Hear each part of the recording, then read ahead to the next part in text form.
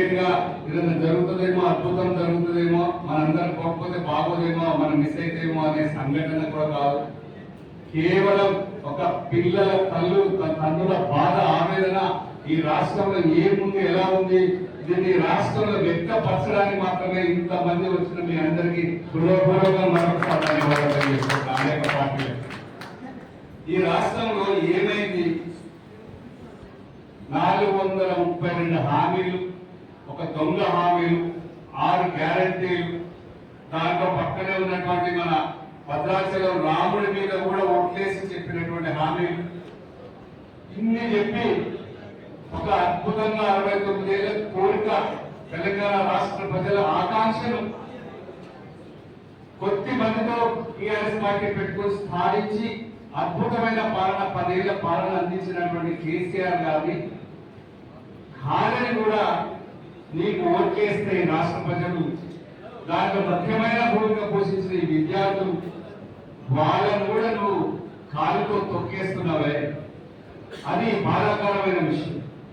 ఇది నా సబ్జెక్ట్ మీద మాట్లాడడానికి ఉన్నాం. ఇక్కడ పిల్లలు ఏం తప్పు చేశారని వాళ్ళని వేధించాలనుకుంటున్నారు మీరు? ఏం ఇబ్బంది పెట్టారని?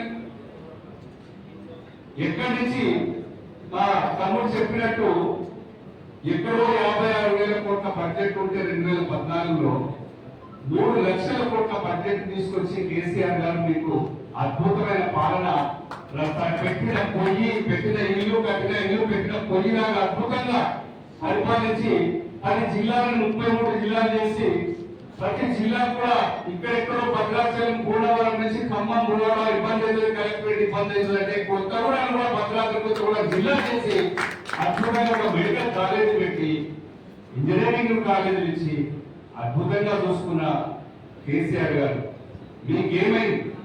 కనీసం మీకు పరిపాలించడం చేత కావట్లేదు, కన్స్ట్రక్షన్ చేయడం కాదు, కనీసం మీరు కంప్లీట్ గా మొత్తం డిస్ట్రక్షన్ చేస్తున్నారు. పూల కొట్టడాలు, పడగొట్టడాలు తప్ప నిలబెట్టడాలు, కట్టడాలు మీకు చేత కావట్లేదు. కనీసం స్టూడెంట్స్ పరిస్థితి కూడా ఆలోచించే పరిస్థితి లేదు. ఏముంది? 2023లో మీ ప్రభుత్వం వచ్చేటప్పటికి, మేము దిగిపోయేటప్పటికి కేవలం ఒక 2,000 కోట్ల రూపాయలు మాత్రమే బకాయి ఉండే విద్యార్థుల ఫీజు రియంబర్స్మెంట్.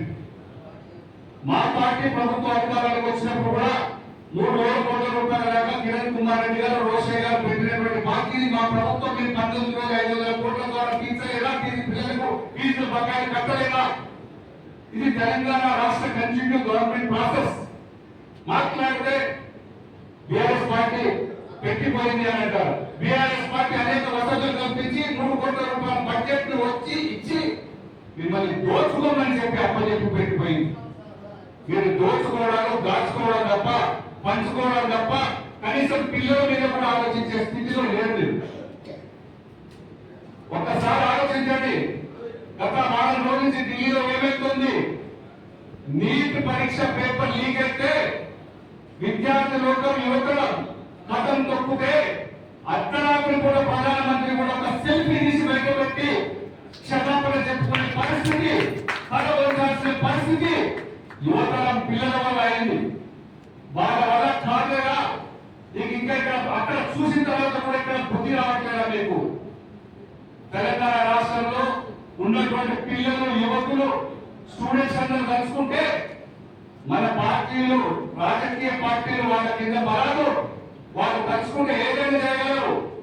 పక్క రాష్ట్రంలో తమిళనాడులో యువతలు మాత్రమే ఒక అద్భుతంగా టీవీకి, విజయాన్ని గెలిపించుకున్నారు. ఒక్క రూపాయి ఖర్చు పెట్టుకోకుండా యువతరం మాత్రమే, యువకుల ద్వారా మాత్రమే సాధ్యమైంది. చూసి నేర్చుకోవాల్సింది పోయి ఇంకా ఇబ్బందులు పాలు చేస్తున్నారని ముమ్మాటికి అన్యాయం పిల్లల పట్ల చేసింది. గత పార్లమెంట్ సెషన్ లో మన్రేగా స్కీమ్ ఉంది. ఇక్కడ పనికి ఆహార పథకం అనే స్కీమ్ ఉంది.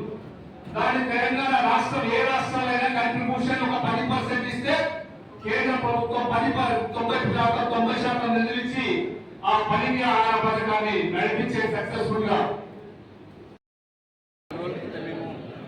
యాప్ ప్రోగ్రామ్ పెట్టి చైతన్యపరుస్తుంది. ఇప్పుడు పిల్లల ఫీజు రీయింబర్స్మెంట్ ఇబ్బందులను అనేక మంది పిల్లలు ఎంత ఇబ్బంది పడుతున్నారో ఒక రాష్ట్ర ముఖ్యమంత్రి ఒక హిట్లర్, ఆయన తానే చెప్పుకున్నాడు హిట్లర్ అని. ఆ హిట్లర్ ముఖ్యమంత్రి గారికి తెలంగాణ రాష్ట్ర ప్రజల యువత విద్యార్థుల బాధలు తెలియజేయడానికి తెలంగాణ గ్రాడ్యుయేట్ ఫోరం నుంచి మా మిత్రులందరూ రాకేష్ రెడ్డి గారి ద్వారా అనేక ప్రజా సంఘాలు అనేక పార్టీల ఆధ్వర్యంలో ఒక రౌండ్ టేబుల్ ప్రోగ్రాం ఏర్పాటు చేయడం జరిగింది. దాదాపు 2 గంటల 45 నిమిషాలు, 2 గంటల 50 నిమిషాలు, 3 గంటల పాటు సాగినటువంటి సుదీర్ఘ చర్చల్లో దాదాపు 28 మంది పాల్గొన్నారు. అందరూ వారి వారి అభిప్రాయాలు తెలియజేశారు. ఏమైంది తెలంగాణ రాష్ట్రానికి? అద్భుతంగా ఉంది కదా రాష్ట్రం. 3 లక్షల కోట్ల రూపాయల బడ్జెట్లో ఈ 2-3 వేల కోట్లు సంవత్సరానికి 3-4 వేల కోట్ల కంటే ఎక్కువ కావాలి.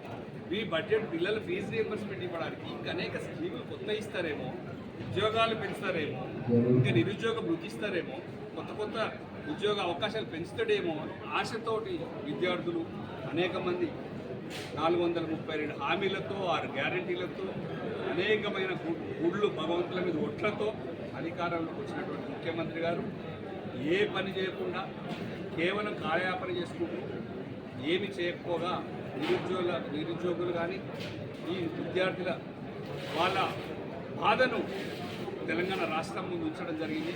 కనీసం ఇక్కడైనా సోయి తెచ్చుకొని నిన్నటికి నిన్న ఒక వారం నుంచి తెలంగాణ రాష్ట్రమే కాకుండా భారతదేశంలో ఢిల్లీలో జరుగుతున్నటువంటి నీట్ పేపర్ ఎగ్జామ్ లీక్ సంఘటనలు ఎదుర్కొని విద్యార్థుల ఆందోళన, దాని మీద కేంద్ర ప్రభుత్వమే దిగివచ్చి ఈరోజు ధర్మేంద్ర ప్రధాన్ గారు కూడా రాజీనామా చేయాల్సి వచ్చింది. ఒక భారతదేశ ప్రధాని 13 ఏళ్ల తర్వాత మోడీ గారు అర్ధరాత్రి పూట కూడా సెల్లో రికార్డ్ చేసి సమయాన్ని పాటించండి, నేనున్నాను, అన్యాయం కాదు, సిస్టమ్ క్రియేట్ చేస్తున్నాం, శిక్షిస్తాం అని చెప్పుకోవాల్సిన పరిస్థితి, చాలామందిని మేము జైల్లో వేసాం ఇంకా చూస్తున్నామనే పరిస్థితి, తల వంచాల్సిన పరిస్థితి ఒక కేంద్ర ప్రభుత్వానికి, భారతదేశ ప్రధానికి వచ్చింది. తెలంగాణ రాష్ట్ర ముఖ్యమంత్రి గారు వెంటబడడం, విద్యార్థులు వెంటబడితే తల వంచడం పెద్ద కష్టమేం కాదు. విద్యార్థుల ఆవేశానికి గురి కాకముందే, ఆవేశానికి లోను కాకముందే ఇప్పటికైనా పిల్లల కోసం ఫీజు రీయింబర్స్మెంట్ మొదలు పెట్టండి, ఇవ్వండి. ఒక్కసారి కాకపోతే దఫాలుగా ఇవ్వండి. ముందు 2-3 వేల కోట్లు ఇవ్వండి. ఎందుకంటే పిల్లలకు సర్టిఫికెట్ ఇవ్వట్లేదు కాలేజీ యాజమాన్యాలు, కానీ ఎవరికంటే టీసీలు ఇవ్వట్లేదు, మెమోలు ఇవ్వట్లేదు, పై చదువులకు ఇబ్బంది అవుతుంది. కేసీఆర్ గారు ఇచ్చినటువంటి ఓవర్సీస్ లోన్స్ కూడా ఆపారు. నిరుద్యోగం గుర్తిస్తాన్నారు, అది ఇవ్వలేదు. ఇవన్నిటి మీద కూడా ఖచ్చితంగా చర్చ బాగా జరిగింది. ఇట్లా గోదావరి నుంచి నీళ్లు ఫ్రీగా ఇట్లా పోతున్న నీళ్ళనే తెలంగాణ రైతుల కోసం లిఫ్ట్ చేయట్లేదు. ఏం పరిపాలన, మీరు ఏం చేయాలనుకుంటున్నారు ఈ రాష్ట్రాన్ని? విద్యార్థులను నేర్పిస్తుంటే, రైతులను నేర్పిస్తుంటే, అందరినీ వ్యాపారస్తులు ఇబ్బంది పడుతుంటే ఏ ఒక్క వర్గం కూడా హ్యాపీగా లేరు. ముఖ్యమంత్రి గారు మీరు ఆలోచించండి, ఇది కరెక్ట్ కాదు. అక్కడ ధర్మేంద్ర ప్రధాన్ గారు రాజీనామా చేశారు. ఇక్కడ తెలంగాణ విద్యార్థులు కనుక ఇక్కడ కూడా ఉద్యమం తీస్తే, తిరగబడితే, మరి ఇక్కడ విద్యాశాఖ మంత్రి ఎవరు లేరు, మీరు మాత్రమే ఉన్నారు.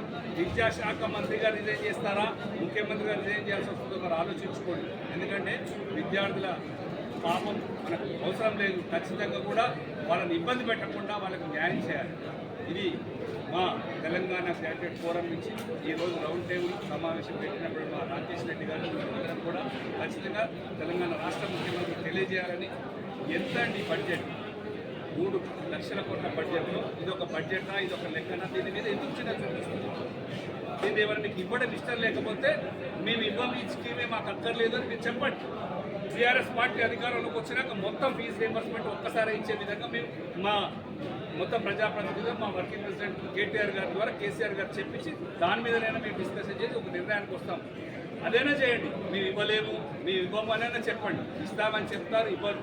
పిల్లలు ఇబ్బంది పడుతున్నారు, వాళ్ళ జీవితాలు ఆగమ్య గోచరం కాకముందే ఇప్పటికే చాలా సంవత్సరాలు 2.5-3 సంవత్సరాలు ఇబ్బంది పడుతుంది. అన్ని శ్రద్ధ తీసుకోవాలని చెప్పాల్సి ఉంటుంది.